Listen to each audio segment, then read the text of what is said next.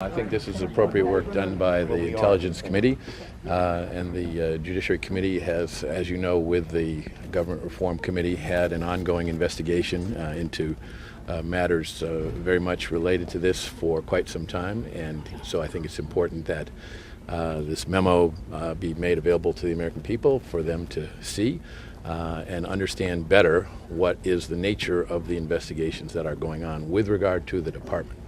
And I want the memo to come out. I think that's the most important thing. Then once it comes out, and then you can have lots more comments about the nature of it. It's not good to continue to speculate about it. It's good to get it out so all of you and the rest of the people in this country can see it and read it.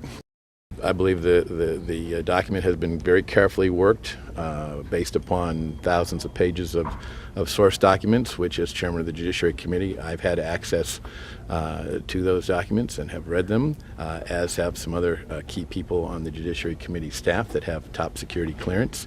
And I think that this is important to take out the sources and methods and then have a summary of what the concerns are about one aspect of this investigation. And I think that's very important for you all to understand. This is one aspect of a much wider investigation into what's going on at the FBI. Well, look, we certainly want to hear from the FBI and have been hearing from the FBI. As you know, my committee has conducted interviews of top FBI officials, and we have examined thousands of pages of documents, some related to this particular memo and some related to other matters that are under investigation. And it's important that we understand that the FBI is a premier law enforcement organization in the world. Every day it keeps all of us safe from terrorist attacks, it solves crimes, and tens of thousands of men and women work in the FBI in a fashion that we all should be proud of. But there is a problem with several people in some of the highest levels in the Bureau, and that needs to be investigated, and the American people need to understand why. And that, I think, is going to be aided, not completely, but aided by the release of this memo.